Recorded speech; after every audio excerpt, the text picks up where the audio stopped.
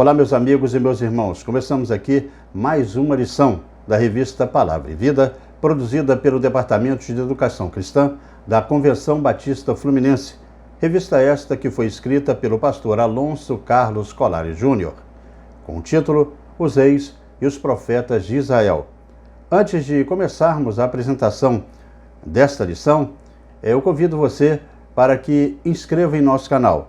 No botão que está escrito aí embaixo, inscreva-se e curta também o vídeo, acione o sino da notificação para que você possa assim receber, no momento que nós estivermos postando um vídeo, você estará recebendo a lição aí no seu celular. Compartilhe também esse vídeo com um amigo, com um irmão, para que eles possam também aí desfrutar do conteúdo para edificação de cada um na aprendizagem da Palavra de Deus. Todos os sábados nós aqui publicaremos uma nova lição. A lição de hoje, a quarta lição dessa revista, ela traz como título Um Coração Sábio e Entendido, com texto base no livro de 1 Reis 3, versículo 3. E diz assim a palavra de Deus: Salomão amava o Senhor, pois andava de acordo com os decretos do seu pai Davi. Todavia, oferecia sacrifícios e queimava incenso nos lugares sagrados. 1 Reis 3:3, ela dá um resumo daquilo que foi Salomão no primeiro momento do seu reinado e do que foi Salomão no final do seu reinado. A Bíblia ela traz catalogada em seu conteúdo aí 2 livros com o título de Reis, 1º e 2º Reis, e 2 títulos também relacionados a Samuel, 1º e 2º Samuel. Esses 4 livros, na realidade, eles contam uma história só.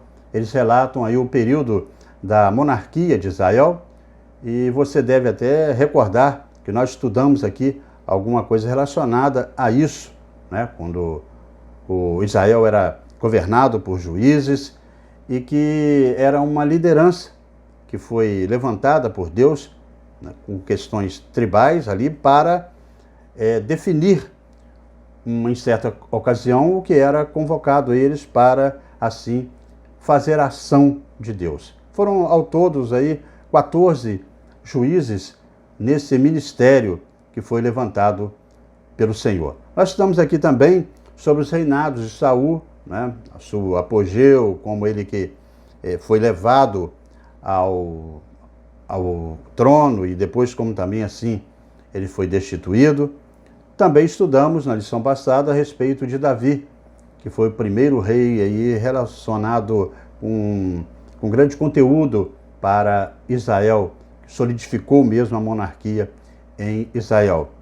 E esse livro de Reis, ele retrata aí o início da sucessão do trono de Davi, que termina o seu reinado aí por volta do ano de 970 a.C.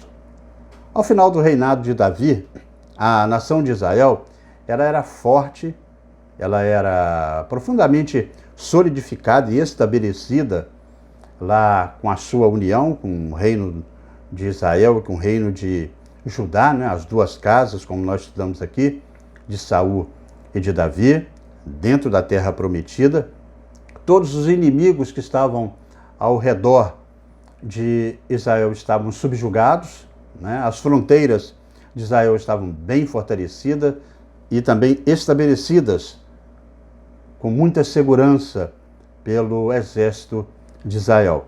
O rei Davi ele conquistou nas suas batalhas muitas frentes e passou a ser muito bem respeitado pelo o povo de Israel, o povo interno, e também externamente era muito bem respeitado. As divisões internas que eram circunscreviam ali entre as tribos de Israel estava bem solidificado, bem apaziguado, né? A gente vê aí essa passagem quando chega para Davi e estava tudo pronto para a sucessão do rei Davi, que era, no caso aí, escolhido Salomão. Os filhos de Davi, Absalão, Aminon, eles já estavam mortos. Também com uma confusão muito grande em relacionado à sucessão, querendo ser os sucessores de Davi. Mas ainda ficou um, o Adonias, que é muito bem retratado aí em 1 Reis, no capítulo 1.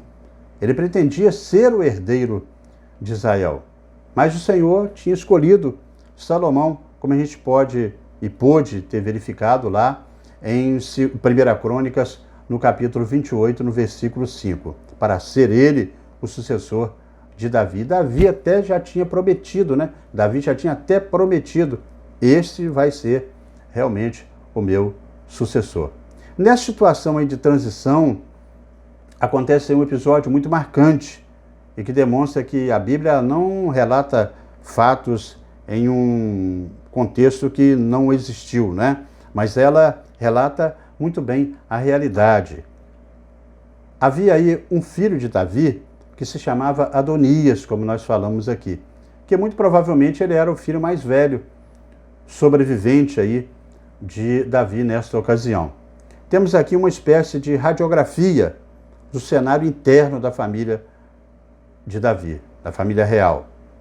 A mãe de Adonias apoiava o seu filho, apoiando aí o seu filho também, que era um rapaz de boa aparência, né? Pelo jeito que ele se apresentava, não tinha uma boa educação, possivelmente aí, dá para ver como é que ele tratou ali essa questão com relação a Davi. Dá para entender também ali que Adonias, ele tinha repetido aí as mesmas considerações dos seus irmãos relacionado ao trono, né, como Absalão. E neste momento, provavelmente já havia aí, ele já sabia que o trono estava destinado a uma pessoa, né, que Davi já estava prestes a morrer. Ele resolveu então tumultuar essa transição de reis de Davi para um dos seus herdeiros. Esse processo de sucessão foi muito difícil para Davi. Davi estava até doente por causa do problema com Absalão. Estava na cama, né? Estava enfermo por causa de toda aquela situação. Adonias, então, faz um acordo com Joabe, faz um acordo com o sacerdote Abiatar, e muitos até o seguiram.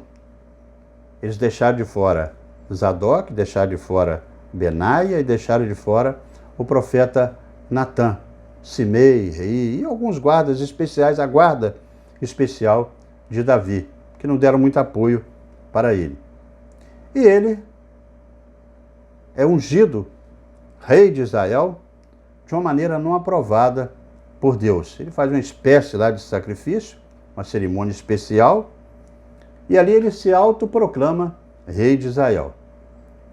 Se Adonias era apoiado pela sua mãe, Salomão também era apoiado pela sua mãe. No caso, Batseba, ela chega até o profeta Natã, informa para ele, e Natã orienta para que ele converse com Davi. E assim ela faz. Vai lá, conversa com Davi. Davi manda chamar Natã, conversa com Natã, e Natã relata, olha, realmente está acontecendo isso. Adonias se proclamou rei e muita gente está lá o seguindo, estão fazendo festa. Imediatamente, Davi chama Natã, chama a sua guarda e dá uma orientação, depois de conversar com o profeta Natã.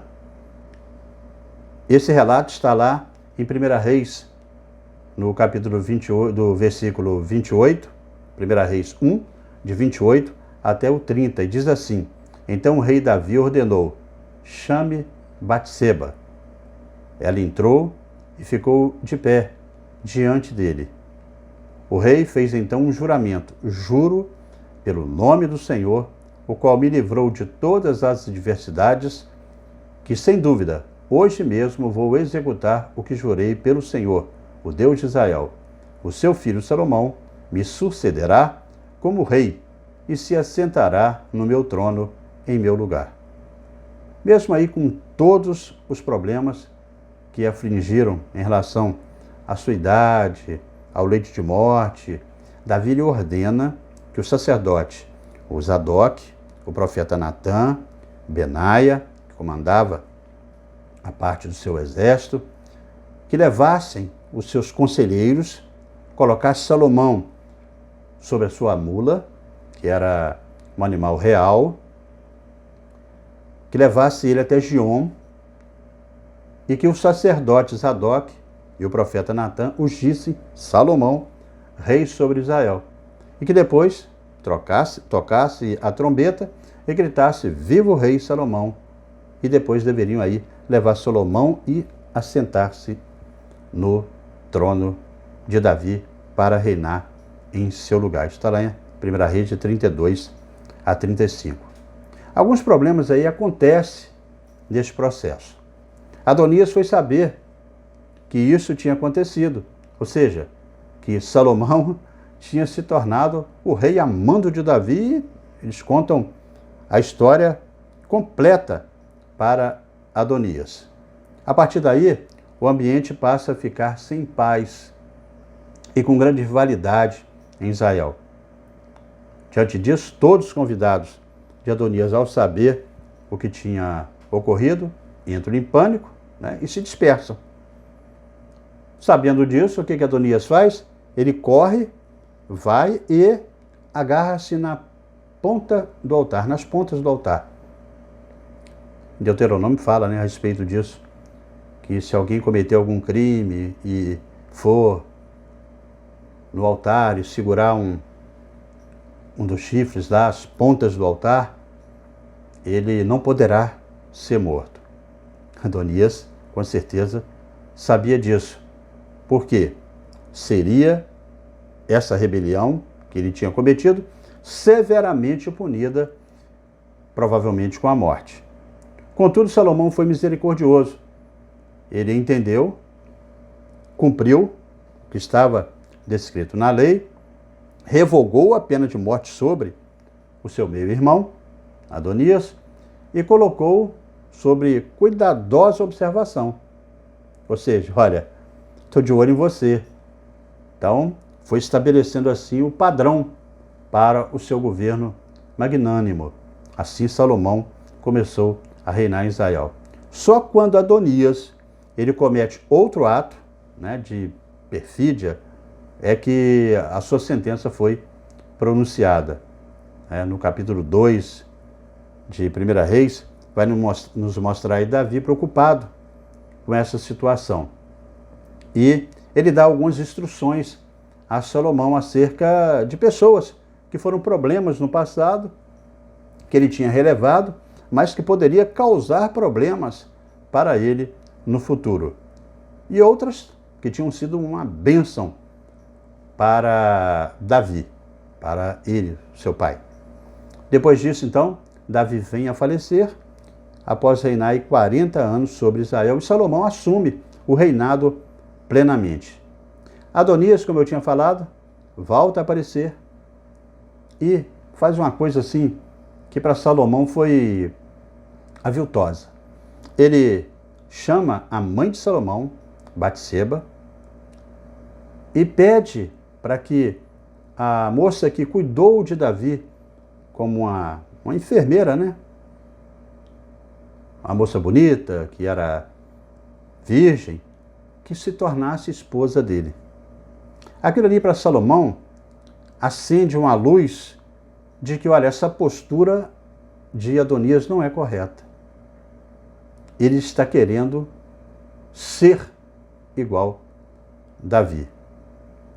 E como Davi, o seu pai, já tinha lhe orientado, aquela sentença que tinha sido abolida, que tinha sido suspensa a Adonias, ela volta e é aplicado a sentença. Assim, Adonias é morto por ordem dada a Benaia, que feriu e matou Adonias. Esse relato está em 1 Reis, no capítulo 2, no versículo 25. Ainda no final do capítulo 2 de 1 Reis, nós vamos ver tragédias, mais vinganças, né? Aquelas pessoas que poderiam ser problemas no reinado de Salomão e que Davi tinha já alertado a eles, começam a ser realmente mortas.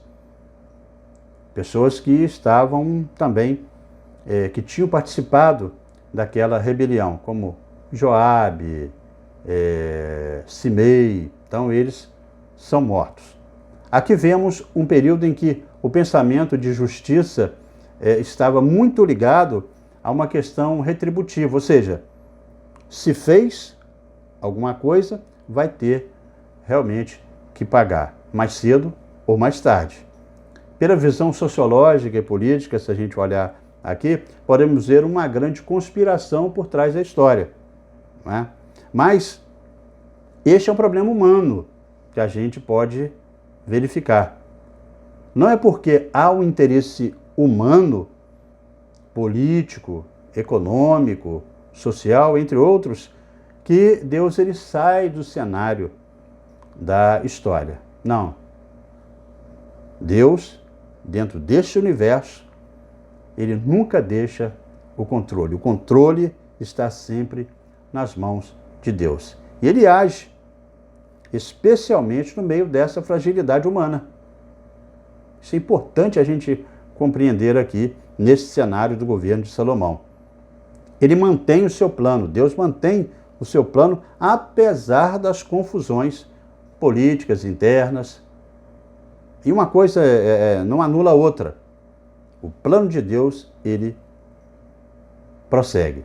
Na mente ocidental, uma coisa é espiritual ou é política, né? A gente faz essa divisão. Isso é coisa espiritual, isso é coisa política. Mas na Bíblia não é assim. Apesar de todo esse descontrole por parte dos homens, Deus ele estava no controle para o devido cumprimento daquilo que estava escrito no livro de Reis, naquelas promessas todas que foram feitas lá em Samuel, em Crônicas.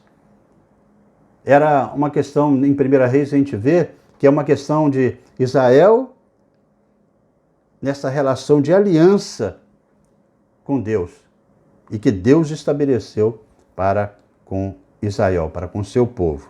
Então, 1 e 2 Samuel, juntamente com 1 e 2 Reis, são realmente considerados aí pelos estudiosos como textos deuteronomistas, né? Ou seja, que estão interagindo com a teologia da aliança lá contida em Deuteronômio, que é um reflexo daquilo que surgiu desde a promessa feita a Abraão. O reinado de Salomão ele marca aí o período de maior riqueza a partir daí e opulência da monarquia em Israel. Porém, o fim do seu reinado também mostra o declínio, né, da monarquia unida e o início da decadência desse reino unido. O início promissor, a inteligência, a sabedoria para empreender, não significa aí um final bem-sucedido, se não estiver aí aliado à ação de Deus. Não adianta você ter sabedoria, porém essa sabedoria ela não está linkada com as promessas de Deus. A gente vai aprender aqui nessa lição que, como um início promissor relacionado a essa inteligência, tudo isso que Salomão ele pede sabedoria a Deus, não vai significar um final bem-sucedido. A gente vai entender aqui nessa lição que as bênçãos ou a bênção do Senhor é ela que enriquece e não acrescenta dores, como está lá em Provérbios do próprio Salomão, Provérbios 10, 22. Aí a gente entra no primeiro tópico da nossa lição, o início promissor. A história do rei Salomão, ela domina 11 capítulos aí do livro de 1 Reis e 9 capítulos do livro de 2 Crônicas. A exemplo dos reinados anteriores, tanto do rei Saul quanto do rei Davi, o reinado de Salomão ele se divide em duas partes. A do início promissor, como nós já trabalhamos um pouco aí nessa introdução, e a dos percalços, os erros de julgamento que ele fez. O rei Salomão, ele tinha apenas 20 anos quando ele começou aí o seu reinado. Era muito novo, né? 20 anos quando ele começou o seu reinado, e ele não tinha muito carisma, né, pessoal, como tinha Saul, como teve Davi. Talvez por isso era uma grande tarefa para Salomão governar um povo aí tão forte, tão solidificado, e como Davi entrega esse reino para ele, um reino solidificado, respeitado pelos seus vizinhos, né, pelos seus inimigos, algumas alianças que Davi fez a partir dessa força que ele demonstrou. Então, Salomão, ele logo no início, ele já faz uma aliança, ele começa, é o rei das alianças, né? Não somente com Deus, mas ele faz algumas alianças com outros povos. Uma das primeiras alianças que ele faz aí é com o Faraó, o rei do Egito. Ele casa com uma de suas filhas e traz ela para morar em Jerusalém, né? Antes mesmo aí da construção do seu palácio, da construção do templo, dos muros, ele casa com essa moça e traz ela para morar lá em Israel. Salomão inicia aí o seu grande reinado, o mais extraordinário aí da história de Israel, em termos de riquezas que acumulou, porque herdou de Davi realmente já um reino estabelecido, com inimigos vencidos. E aqui tinha aí todo um cenário para favorecer ao que iria iniciar. Ou seja, aquilo tudo que Davi fez, unindo Israel, entregando ali de mão beijada para o seu filho Salomão, era já uma etapa vencida. Salomão iria iniciar uma outra etapa, que era organizar Israel com seus prédios, com as suas construções.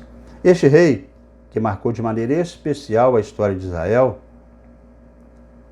e o principal fato aí está narrado em 1 Reis 3, no versículo 4, que diz o seguinte: o rei Salomão foi a Gibeon para oferecer sacrifícios, pois ali ficava o principal lugar sagrado.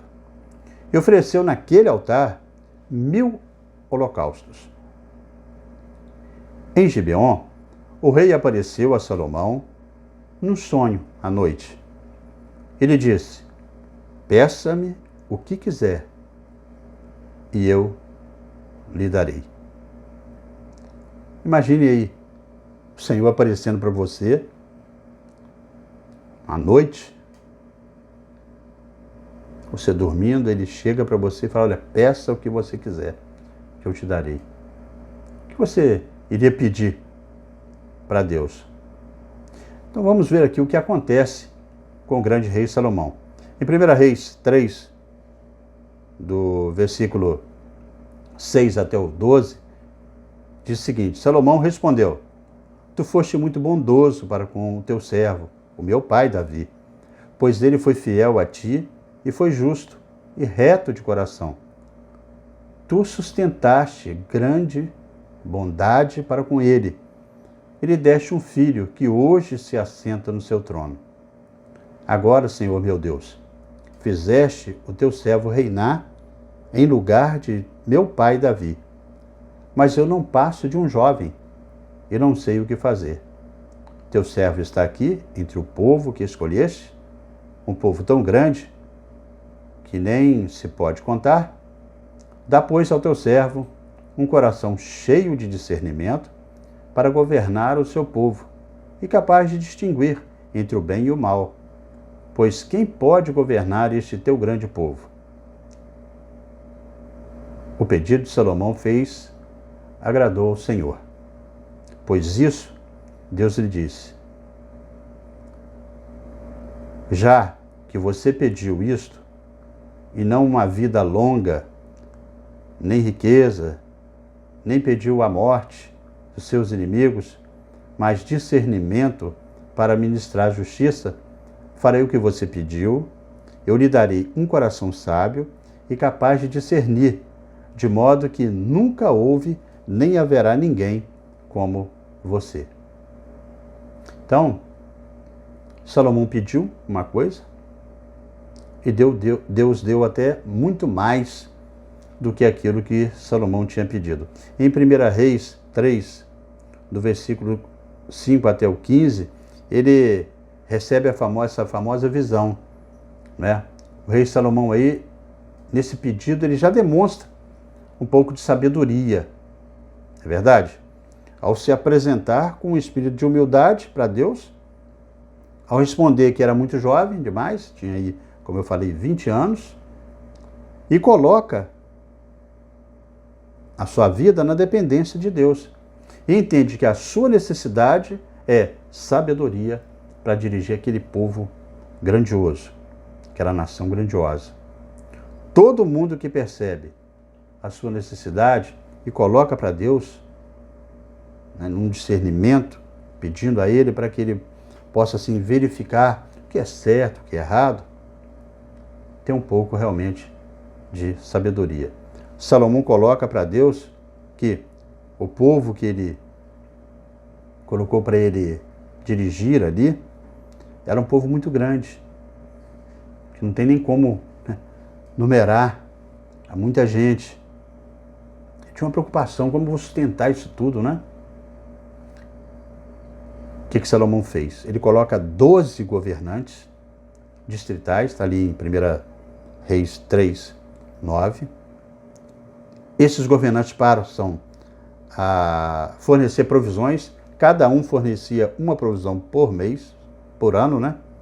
Ou seja, 12, então, o ano todo ele tinha a provisão para toda a sua casa, para o palácio. Ele tinha uma grande relação entre outros povos, né? Como nós podemos ver o seu casamento como uma princesa do Egito, e o povo de Israel era muito numeroso. No reinado de Salomão, era mais ou menos 5 vezes maior do que é o Estado de Israel hoje. Realmente ele teve aí uma época de ouro, né, durante o reinado que herdara do seu pai Davi. Assim, ele roga a Deus um coração entendido para julgar o seu povo, para que prudentemente ele possa discernir entre o bem e o mal. O interessante é que Deus ele tem tanta misericórdia de Salomão, ele é tão piedoso com ele, que ele dá mais do que ele pediu, como fala em 1 Reis, do capítulo 3, do versículo 13 até o versículo 15, a parte A. Também lhe darei que você não pediu, riquezas, fama, de forma que não haverá rei igual a você durante toda a sua vida. E se você andar nos meus caminhos e obedecer aos meus decretos e aos meus mandamentos, como o seu pai Davi, eu prolongarei a sua vida. Então Salomão acordou e percebeu que tinha sido um sonho. Diante dessa realidade e necessidade de sabedoria suprida aí, como uma bênção de Deus, uma bênção especial de Deus, nós vamos ver que essa sabedoria, ela é forjada na prática.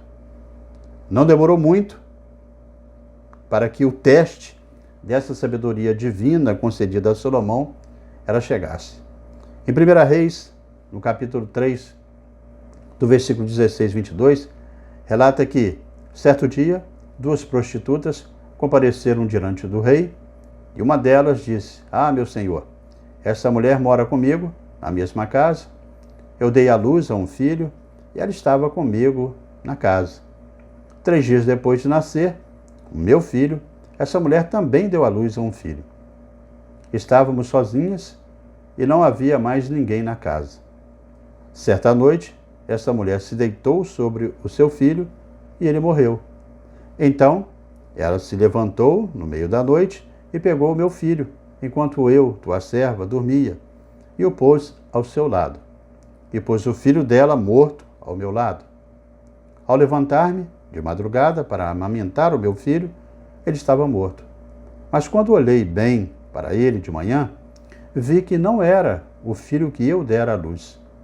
A outra mulher disse: Não, o que está vivo é meu filho, o morto é seu. Mas a primeira insistia: Não, o morto é seu, o vivo é meu. Assim elas discutiam diante do rei. Imagine o cenário. As duas mulheres não tinham uma boa reputação, estavam gritando, com gritos irritadiços, sem qualquer educação diante do seu rei, numa luta insana, de uma maneira mais inadequada possível na presença do rei. E o que fazer? Bem, o rei ele não tinha visto, o rei não tinha assistido o fato, ele não lhe foi levado a nenhuma prova, uma prova contundente aí para que ele pudesse ser convencido do seu julgamento. Não existiam testemunhas, a coisa complicou de vez. Então era hora de convocar mesmo a sabedoria que lhe foi apresentada por Deus, que lhe foi dada como bênção por Deus. Em 1 Reis, no capítulo 3, do versículo 23 a 28, destaca aqui: o rei disse: Esta afirma, meu filho está vivo, e o seu filho está morto. Enquanto aquela diz: Não, seu filho está morto e o meu está vivo. Então o rei ordenou: Tragam-me uma espada, e trouxeram-lhe. Ele então ordenou: Corte a criança viva ao meio, e dei metade para uma e metade para outra. A mãe do filho que estava vivo, movida pela compaixão materna, clamou: Por favor, meu senhor, dê a criança viva a ela, não a mate. A outra, porém, disse: Não será nem minha nem sua, cortem-na no meio. Então o rei deu o seu veredito, a partir daquela cena, né? Não matem a criança. Dei-na à primeira mulher.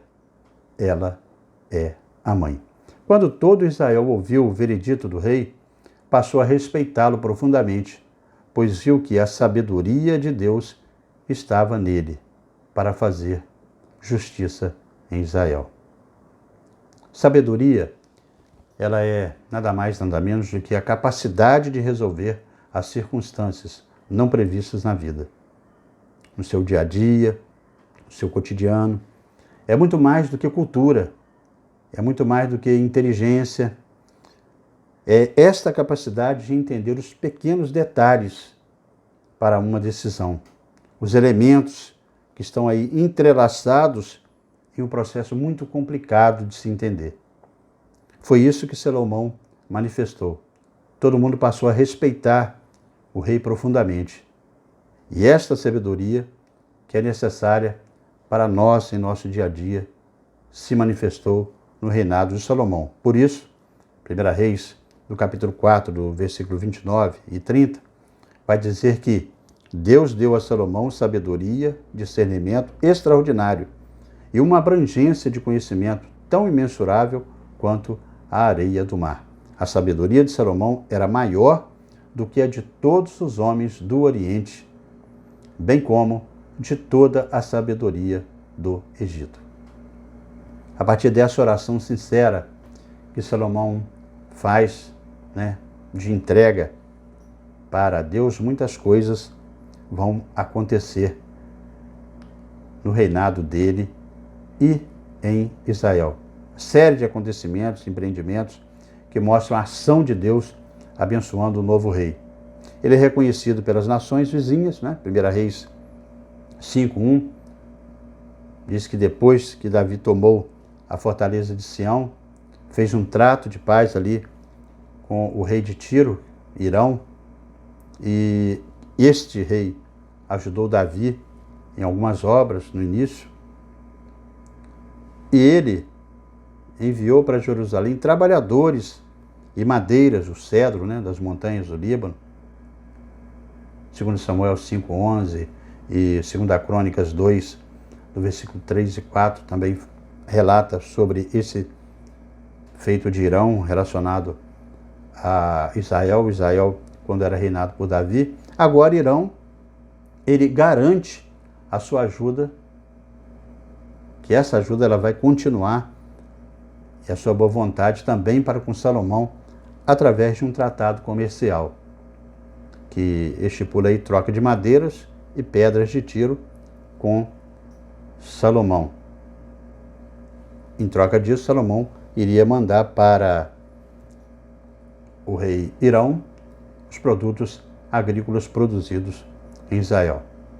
Por conseguinte, depois de ter a sua autoridade definida e reconhecida pelos seus súditos, o rei Salomão começa alguns empreendimentos grandiosos. A construção do templo para adoração ao Senhor, 1 Reis 6, fala sobre isso. A planta do templo já tinha sido entregue por Davi, como a gente aprendeu em lições passadas, como deveria ser construído. A suntuosidade do templo era uma evidência aí de sentimento sincero contido também no coração de Salomão, como gratidão a Deus por tudo aquilo que Deus tinha feito para com Israel. Ele amava o Senhor de todo o coração e desejava fazer o melhor que podia para o Deus de Israel. Após isso, ele edificou o palácio, os jardins. Salomão, ele compôs, com a sua sabedoria, a sabedoria dada por Deus, cerca de 3.000 provérbios. Seus cânticos chegaram a mais ou menos 1.005 cânticos.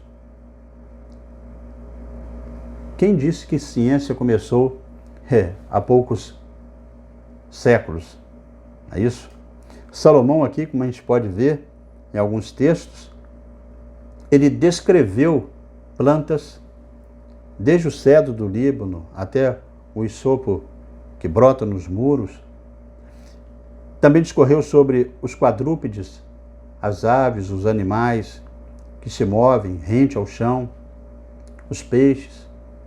Isso aqui é um tratado de botânica, de biologia. O que podemos aprender aqui? A resposta a esta pergunta está no coração sincero do rei em seus primeiros anos de reinado. Ele sabia que não tinha força nem inteligência para governar a tão grande nação que era Israel. Ele reconheceu que só podia ter sucesso aí se a mão do Senhor estivesse sobre ele. O primeiro passo para a sua vida aí, bem-sucedida, foi o temor ao Senhor. Esse temor levou o jovem rei de 20 anos, no seu início, a reconhecer a sua pequenez diante da tarefa de confiar no Senhor. E o resultado foi extraordinário. E assim nós chegamos no nosso segundo ponto dessa lição: um coração sábio e entendido.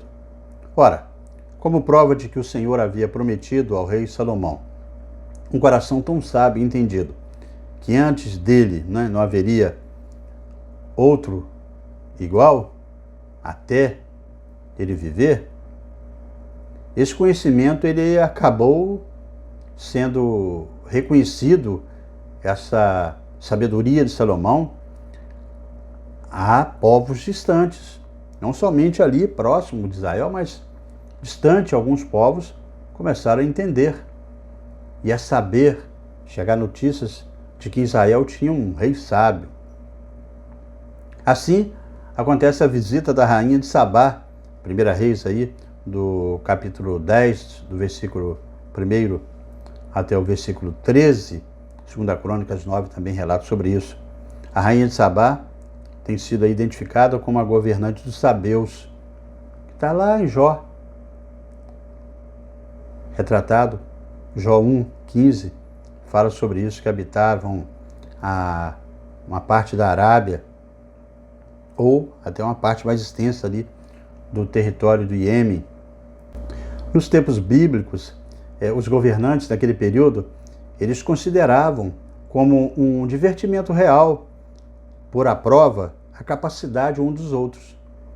O propósito primário aí dessa visita da rainha de Sabá foi realmente descobrir se as pretensões de Salomão quanto à sabedoria realmente igualavam-se ao desempenho que eles falavam que tinha o rei. De acordo com o protocolo diplomático da antiguidade, e atual também, a rainha ela ofereceu ricos presentes ao governante de Israel. Sua curiosidade não foi de modo nenhum desapontada. Ela saiu de lá perplexa com tudo que ela tinha visto, ouvido e conversado com Salomão e com o seu povo. A verdadeira sabedoria de Salomão estava inteiramente de acordo com a reputação pré-estabelecida que tinha chegado até aos outros povos. O povo sabeu sobre a qual a rainha reinava era governado por reis sacerdotes. Lá em Salmo 72:10 fala sobre esse povo e esse tipo de governança, né? Sem dúvida, a rainha ela levou de volta à sua terra natal um relatório apaixonado de sabedoria mesmo de Salomão. A rainha talvez levou até alguns provérbios, né? Alguns escritos para demonstrar, olha só como esse rei é sábio. A rainha confessou que achava os comentários de Salomão grandemente exagerados sobre ele, né? Mas agora admitia que nem a metade do que chegou até ela estava de acordo, porque Salomão ele era muito mais do que os relatos, os seus feitos em Israel eram muito maiores do que lhe haviam relatado. Seu espanto foi devido não somente pelo que ouviu da boca do rei, mas do que viu com seus próprios olhos lá dentro de Israel. Ela, antes de partir, deu ao rei de Israel, a Salomão, conta aí o relato, 20 talentos de ouro.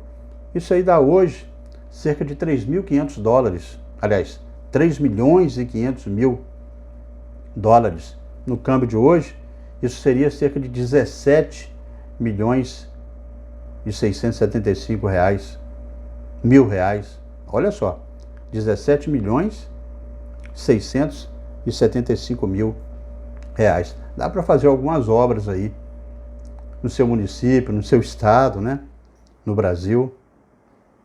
Um rico presente de uma opulenta rainha. Isso foi além das pedras preciosas e especiarias que ela tinha levado. Então, a extraordinária riqueza, que for aí o resultado da sabedoria de Salomão para administrar o reino, mostra que o rei Salomão, ele era verdadeiramente um homem diferente. A paz que começou a reinar em Israel, a paz junto aos seus vizinhos, né? Principalmente porque já estavam frágeis relacionados às batalhas anteriores nas conquistas de Davi. Isso conta muito para com Salomão, contribuiu para que Salomão pudesse prosseguir. O rei, ele era um amante do conhecimento e toda a terra buscava realmente conhecer Salomão. Definitivamente ele tinha acertado no seu pedido ao Senhor. A corte de Salomão, ela estava sempre aberta para receber admiradores, não só os de Israel, as pessoas que moravam em Israel, mas também estrangeiros. O palácio estava sempre aberto para receber o povo. A reputada sabedoria de Salomão, mais a grandeza de seus edifícios públicos, incluindo o templo, atraiu inevitavelmente muitos visitantes. Com efeito, esta é uma importante lição para todos nós, né? Devemos nos perguntar sobre qual tem sido a nossa natureza do que aquilo que pedimos a Deus. O que nós temos pedido a Deus? Muitas vezes as nossas orações estão aí carregadas de pedidos pessoais, egoístas, né? De modo que deixamos de pedir aquilo que é mais essencial, aquilo que é mais primordial para nossas vidas. Todas as coisas boas dessa vida, tanto as coisas materiais, como bem, sucesso financeiro, profissional, quanto as imateriais, né? Paz, alegria, contentamento, felicidade, só podem ser adquiridos por meio da sabedoria, do conhecimento que vem de Deus. A expressão por meio, né, significa realmente que a sabedoria e o conhecimento são instrumentos ao nosso dispor para que possamos ser bem-sucedidos, mas dentro de um contexto de direção de Deus, né? São instrumentos que Deus nos dá como conferindo a partir da sua bênção. A Bíblia responde que é Deus em quem estão escondidos todos os tesouros da sabedoria e do conhecimento. Assim, devemos pedir a Deus, assim como o rei Salomão o fez, um coração sábio e entendido. Bem, irmãos, assim chegamos ao terceiro ponto dessa lição, que é o fim da Era de Ouro de Israel. E nos relata aqui que mesmo com toda a sabedoria que Salomão adquire de Deus, todo esse coração devoto que ele tinha a Deus, como tivera aí o seu pai Davi, o capítulo 11 de 1 Reis, ele narra que há um declínio do reinado de Salomão. O texto diz que Salomão amou muitas mulheres de nações estrangeiras. Grande parte desse relacionamento eram resultados de acordos comerciais, acordos políticos que ele tinha feito com os reis próximos a ele. Ele desobedeceu em um regulamento primordial da lei mosaica, previsto profeticamente aí para o rei no Código de Deuteronômio, em relação à multiplicação dos cavalos. A questão de casar com mulheres estrangeiras, Deuteronômio 17 fala sobre isso. Em relação à multiplicação de bens, tem Deuteronômio 17:16. A questão do ouro também. Embora os três pecados deste monarca, tomados separadamente aí, ou mesmo pesados juntos, não cheguem nem aos pés do pecado cometido por seu pai, Davi, foram pecados que afastaram do seu coração de Deus vivo. Além disso, não temos nenhuma indicação escrita aí de que ele jamais tenha se arrependido, como aconteceu com Davi. Sendo já velho, vemos aqui o triste quadro de Salomão abandonando a Deus e voltando-se para a idolatria para agradar as suas esposas pagãs. Não obstante, poderíamos dizer que foram as bênçãos do Senhor que causaram a ruína espiritual do rei Salomão? Não. A resposta com certeza é não. O problema do rei Salomão foi desviar-se do foco que o Senhor tinha colocado para ele. As bênçãos que o Senhor tinha colocado nas mãos deles, o próprio Senhor tinha informado: olha, se você caminhar nos meus passos. A sabedoria do Senhor foi a causa do rei ser tremendamente bem-sucedido. Mas ele desviou do olhar de Deus, da fonte, e confiou apenas no resultado. Devemos estar cientes, irmãos, de que a bênção do Senhor é que enriquece e não acrescenta dores, como o próprio Salomão escreveu em Provérbios 10:22. Então, Salomão, ele chega à ruína no seu reinado por causa de uma própria decisão sua. Ele descumpriu grande parte dos decretos do próprio rei Davi, dos decretos que estavam na lei de Moisés, e passou até a oferecer culto pagão. Então, desfiou-se de Deus. Nem a casa dele pôde ter um sucessor unido como ele recebeu do seu pai Davi. A gente vai estudar isso na próxima lição. Concluindo aí, irmãos, por fim, há um problema que pode ser observado no próprio texto base dessa lição. Salomão amava o Senhor andando nos estatutos de Davi, seu pai. Somente que nos altos sacrificava e queimava incenso.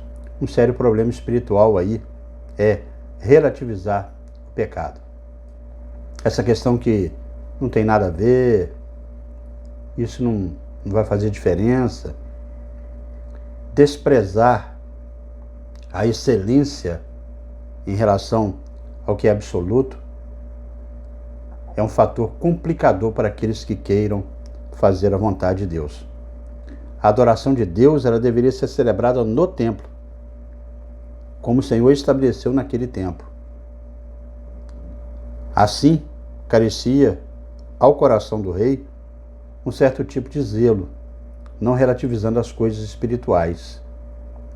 Essa falta de zelo aí, já de Salomão, já idoso, foi determinante para que esse período sombrio da história, com a sua morte, que termina aí assim, a chamada Era de Ouro de Israel, na monarquia daquele povo.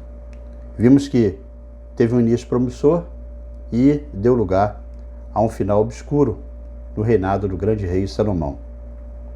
Os ressentimentos internos, antigos entre as tribos, começam a voltar. Lembra-se que lá no início do reinado de Davi estavam divididos? Começam de novo a ter essa ruptura. E é o que veremos na próxima lição. Para pensar e agir, irmãos, você reconhece que precisa de sabedoria de Deus em sua vida? Guarde essa pergunta para você. Em que sentido a acomodação espiritual pode trazer sérios danos à nossa vida? Olha, a gente viu aqui, né, na história de Salomão, acomodou-se espiritualmente, foi logo um caminho para a perdição.